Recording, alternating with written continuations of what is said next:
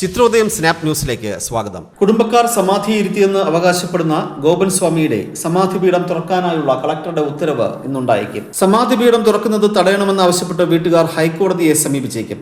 തിങ്കളാഴ്ച സമാധി സ്ഥലം തുറക്കാനുള്ള ശ്രമം സംഘർഷാവസ്ഥയെ തുടർന്ന് പോലീസ് ഉപേക്ഷിക്കുകയായിരുന്നു. കളക്ടറുടെ ഉത്തരവുണ്ടായാൽ ബുധനാഴ്ച ശക്തമായ പോലീസ് സുരക്ഷയിൽ സമാധി തുറക്കാനാണ് ശ്രമം. അതിയന്നൂർ ആറാലിമൂട് കാവുവിളാകം സിദ്ധൻ ഭവനിൽ ഗോപൻ സ്വാമിയെ കാണുവാനില്ലെന്ന 2 നാട്ടുകാരുടെ പരാതിയെ തുടർന്നാണ് പോലീസ് തിങ്കളാഴ്ച സമാധി പൊളിക്കാനെത്തിയത്. വീട്ടുകാരുടെയും ചില ഹൈന്ദവ സംഘടനകളുടെയും എതിർപ്പിനെ തുടർന്ന് ശ്രമം ഉപേക്ഷിച്ചെങ്കിലും ആളിനെ കണ്ടെത്താനായി സമാധി പൊളിച്ചേ തീരൂ എന്ന നിലപാടിലാണ് പോലീസ്. വീട്ടുകാർ നൽകിയ മൊഴി പ്രകാരം ഗോപൻ സ്വാമി സ്വയമേ നടന്ന് സമാധി പീഠത്തിൽ ഇരുന്നെന്നും തുടർന്ന് സമാധിയായെന്നുമാണ്. ജീവൽ സമാധിയായതിനാലാണ് നാട്ടുകാരെ ബന്ധുക്കളെയോ അറിയിക്കാത്തതെന്നുമാണ് പറഞ്ഞത്. എന്നാൽ മരണം സ്ഥിരീകരിക്കാനായി വീട്ടുകാർ ഡോക്ടറെ കൊണ്ട് പരിശോധന നടത്തിയില്ല. ഇതാണ് നാട്ടുകാരിൽ സംശയം ഉളവാക്കിയതും പോലീസിൽ പരാതി നൽകാനിടയാക്കിയതും. ഗോപൻ സ്വാമിയുടെ തിരോധാനത്തിൽ കുറ്റകൃത്യം നടത്തുന്ന നിലപാടാണ് പോലീസിന്. അതുകൊണ്ട് സമാധി പൊളിക്കുന്നതിന് വീട്ടുകാർക്ക് നോട്ടീസ് നൽകേണ്ടതില്ലെന്ന് DSP ഷാജി പറഞ്ഞു. അച്ഛൻ സ്വമേധയാ സമാധിയായതാണെന്നും ജീവൽ സമാധിയായതിനാൽ ഹൈന്ദവാചാരപ്രകാരം സമാധി തുറക്കാനാവില്ലെന്ന വാദമുയർത്തി ഗോപൻ സ്വാമിയുടെ ഭാര്യയും മക്കളും ഇന്ന് ഹൈക്കോടതിയെ സമീപിക്കും. ഇന്ന് രാവിലെ റിട്ട് പെറ്റീഷൻ സമർപ്പിക്കുമെന്ന് വീട്ടുകാരുടെ അഭിഭാഷകനായ രഞ്ജിത്ത് ചന്ദ്രൻ വ്യക്തമാക്കി. തിങ്കളാഴ്ചയുണ്ടായ സംഭവ വികാസങ്ങൾക്കിടെ സബ് കളക്ടറുടെയും DYSPയുടെയും നേതൃത്വത്തിൽ വിളിച്ച യോഗത്തിൽ സമാധി പൊളിക്കുന്നത് സംബന്ധിച്ച് RDOയോ കളക്ടറോ നോട്ടീസ് നൽകണമെന്നാണ് വീട്ടുകാർ ആവശ്യപ്പെട്ടത്.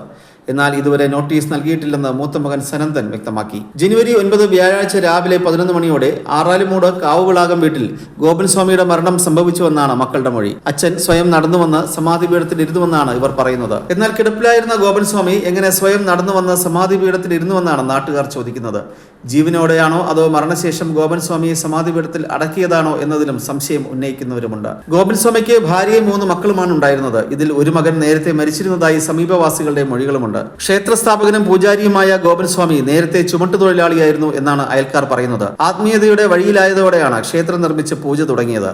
ഗോപൻ സ്വാമി സമാധിയിരിക്കാനായി 5 വർഷം മുമ്പാണ് പത്മപീഠം നിർമ്മിച്ചത്. നേരത്തെ വീടിന് സമീപത്തെ ക്ഷേത്രത്തിലേക്ക് ആളുകളൊക്കെ വന്നിരുന്നു. പക്ഷേ ഏതാനും നാളുകളായി ക്ഷേത്രം അടച്ചിട്ട നിലയിലായിരുന്നു. നെയ്യാറ്റിൻകരയിലെ ഗോപൻ സ്വാമിയുടെ സമാധി മണ്ഡപം പൊളിച്ച് മൃതദേഹം പോസ്റ്റ്മോർട്ടം നടത്താനുള്ള നീക്കം 13-ന് രാവിലെ നടന്നുവെങ്കിലും സാമുദായിക സംഘടനകളുടെയും കുടുംബത്തിന്റെയും എതിർപ്പിനെ തുടർന്നാണ് നിർത്തിവെക്കേണ്ടി വന്നത്. ക്രമസമാധാന പ്രശ്നങ്ങൾ ഉണ്ടാവാനുള്ള സാധ്യത കൂടെ കണക്കിലെടുത്തായിരുന്നു പോലീസിന്റെ നടപടി. കല്ലറ തുറന്ന് പോസ്റ്റ്മോർട്ടം നടത്തുന്നതിനെതിരെ സാമുദായിക സംഘടനകളടക്കം രംഗത്തെത്തിയിരുന്നു.